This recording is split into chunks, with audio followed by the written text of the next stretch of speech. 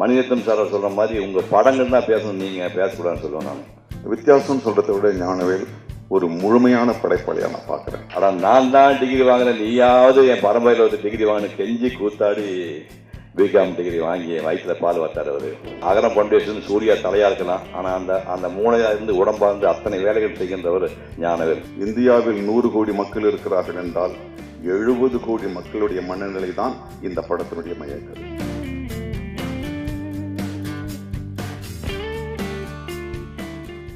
இந்த மாதிரி இடங்கள் வரும்போது ஃப்ளாஷ்பேக் போகாமல் இருக்க முடியல எனக்கு. ஏன்னா இங்கே இருக்கிற எல்லாமே ரொம்ப பொடியனுங்களாம் 4 வயசு 5 வயசில் பார்த்தோம் நான்.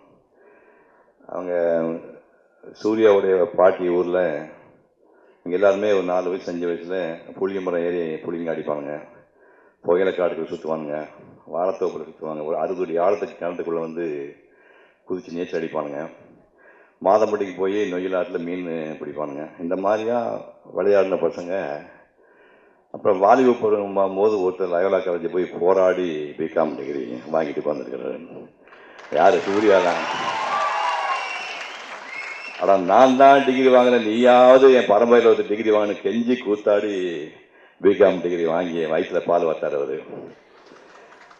அதுக்கப்புறம் பிஎன்டின்னு ஒரு கம்பெனியில் யாரோட பையனே சொல்லாமல் ஆஃபீஸில் போய் மீதியெல்லாம் எடுத்து போட்டு ஆஃபீஸ் ரூமில் பெருக்கின இளைஞன்.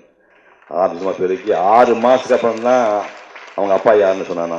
எங்கள் அப்பா அட்ரஸ் என் வேலைக்கு தேவையில்லைன்னு சொல்லி வேலை பார்த்து அம்பத்தூர்லேருந்து சோழிங்கி வரைக்கும் மோட்டர் பைக்கில் லக்கேஜெலாம் தூக்கிட்டு போய் காலையில் 4 மணிக்கெல்லாம் ஹார்வர்டில் கொண்டு போய் லக்கேஜை ஏற்றி விட்டு அப்படி பிஎன்டியில் வேலை பார்த்து ஒருவன் நடிகன் ஆகிவிட்டான். எனக்கு கற்பனையே பண்ண முடியாத விஷயமா இருக்குது. இன்னொருத்தன் பிங்ஹாம்டன் போய் இண்டஸ்ட்ரியல் இன்ஜினியரிங் படித்தான்.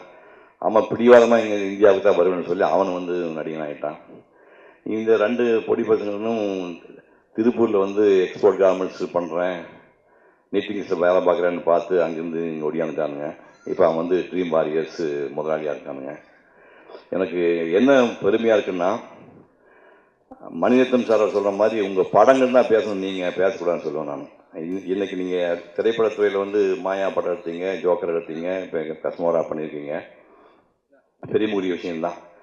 எந்த சூழ்நிலையிலும் நிலை தவறாமல் மண்டக்குள்ள வெற்றியை ஏற்றிக்காமல் 10 வருஷத்துக்கு கேட்டால் ட்ரீம் வாரியர் படம் எடுத்து கொடுக்குறான்னு சொல்லுவேன். 10 வருஷம் தாக்கு பிடிக்கிறது எனக்கு பெரிய விஷயம் இல்லை. 40 வருஷம் தாக்கு பிடிச்ச கம்பெனிலாம் இருக்குது. ஆனால் நீங்கள் 10 வருஷம் கேட்டால் உங்கள் பேர் இருக்கணும். எத்தனை வெற்றி பெறீங்க, எவ்வளோ கோடி சம்பாதிக்கிற அடுத்த விஷயம். அடக்கம் வேணும், நிதானம் வேணும், நல்ல சப்ஜெக்ட் செலக்ட் பண்ணி நல்ல டைரக்டரை பிடிச்சி பக்காவாக படம் எடுத்து முறையான தேதி பார்த்து ரிலீஸ் பண்ணுவோம். அது இது வரைக்கும் பண்ணிட்டுருக்காங்க. அவங்களுக்கு வாழ்த்துக்கள் தெரிவித்துக் கொள்கின்றேன். அப்புறம் ஞானவேல் எங்கள் வீட்டில் இன்னொரு பிள்ளை தான். நான் பெறாத ஒரு பிள்ளை. ஒரு 10 வருஷத்துக்கு முன்னாடி ஆனந்தவுடன் சாப்பிட ஒரு பேட்டி எடுக்கணும் அப்படின்னு வந்தார். என்னையா பேட்டி எடுக்க போகிறேன்னு, இந்த ஹெல்த்தை பற்றி அப்படின்னா, ஹெல்த்தை பற்றி பேட்டி சொல்கிறத விட ஹெல்த்தை பற்றி நான் எதாவது பண்ணும்போது எடுக்கலாம்னு சொல்லி நான் எப்பவுமே 4 மணிக்கு எழுந்திருக்கிறாள். இப்பவும் 4 மணிக்கு தான் எழுந்திருப்பேன். 4 மணிக்கு எழுந்துட்டு 4:15 ஒரு ஆரம்பித்து ஒரு 3/4 மணி நேரம் யோகா பண்ணுவேன். பாடியெல்லாம் கொஞ்சம் ஸ்மூத் ஆனதுக்கப்புறம் 5 மணிக்கு கிளம்பி போட்டில் போய் 5:15 6:15 வரைக்கும் வாக்கிங் பண்ணுவேன். இது ஒரு 10 ஆண்டுக்கு முன்னாடி பீச்சில் பண்ணிகிட்டு இருக்கும்போது ஞானவேல் விகடன் வேலை பார்க்குறாரு. சார் பேட்டிங்கன்னா அப்புறம் அங்கேயே எடுத்துக்கலாம் சார்ன்ட்டு. அப்போ நான் ஜாக் பண்ணிகிட்டு இருந்தேன். இப்போ வாக் பண்ணுறதுக்கு முன்னாடி ஜாக் பண்ணிகிட்டு இருக்கும்போது கூடயே ஓடி பரிதாபமாக கூடயே ஓடி பேட்டி எடுத்தவர்.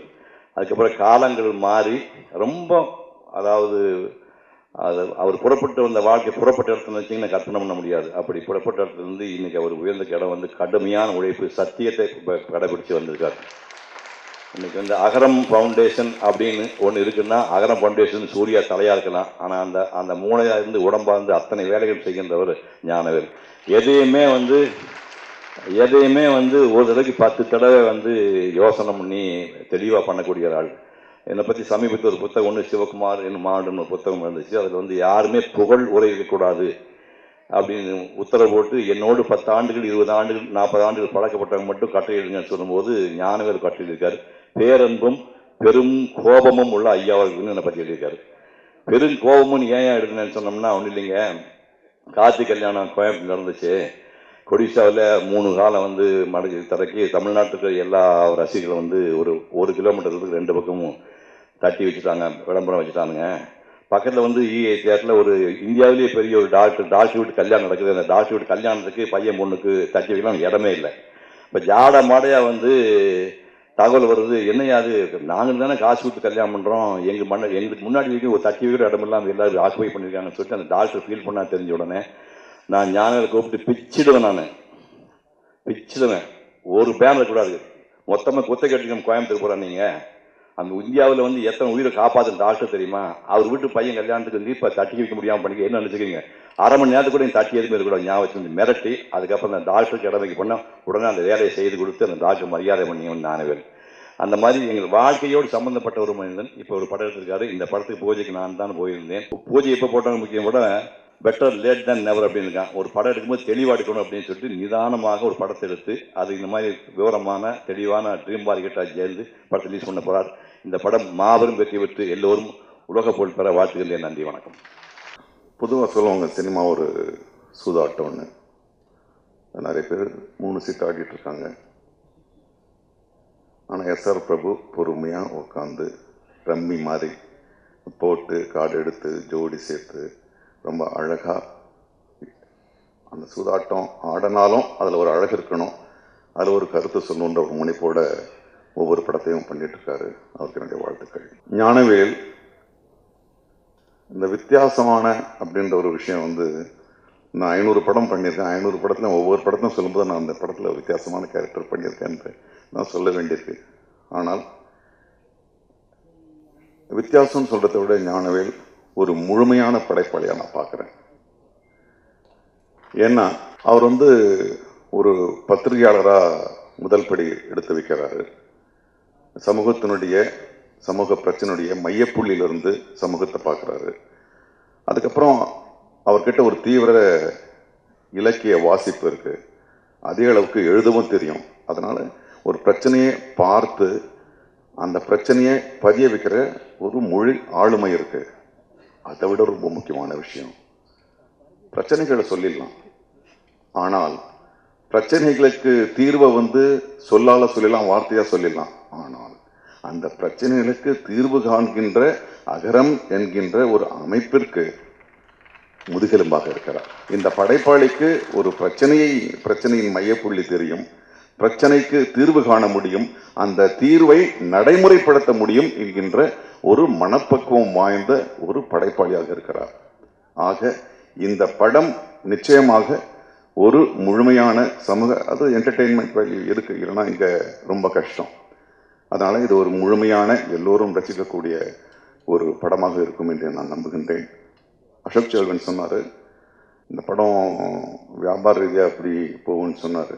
சந்தேகமே வேண்டாம். ஏன்னா ஒரு படம் ஓடுறதுக்கு ஒரு வெகுஜன படம் ஓடுறதுக்கு வந்து அந்த படத்துல ஏதாவது ஒரு புள்ளி தன்னோட அடையாளப்படுத்திக்கிற ஒரு விஷயமா இருக்கணும். அதுதான் நியதி. அப்போ வந்து மனசுக்கு நெருக்கமாக வந்த படம். ஆனால் இந்த படத்தினுடைய மைய கருத்து இந்தியாவில் 100 கோடி மக்கள் இருக்கிறார்கள் என்றால் 70 கோடி மக்களுடைய மனநிலை தான் இந்த படத்தினுடைய மைய கரு. அதனால எல்லாரும் இந்த படத்தை பார்ப்பாங்க, ஐயோ நானும் இப்படித்தானே ஒருவேளை இப்படி பண்ணிருக்கலாம்னு நிச்சயமா அது மனசை வைக்கும்.